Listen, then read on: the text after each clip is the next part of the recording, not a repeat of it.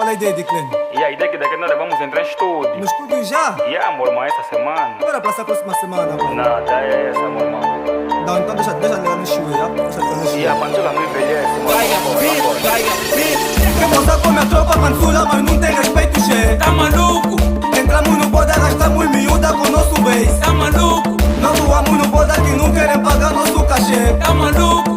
Invejoso falou mal do meu grupo, agora tão a render. Tá maluco? Tá maluco, Maluco? maluco, Maluco? maluco, maluco, maluco, Maluco? tá maluco, Maluco? maluco, Maluco? maluco, maluco, maluco, Yeah. tá maluco, Maluco? maluco, Maluco? maluco, maluco, maluco, tá maluco, Maluco? maluco, maluco, maluco, maluco. Entramos no bote a partir de Nike. Miúdas ficaram assustadas, começaram a vir se apresentar. Alguns ficaram a like. A preta mais boa da festa me disse: moço, tipo de coisa, solta o cabelo. Eu disse: King, nunca solta o cabelo. Se tiveres com dúvida,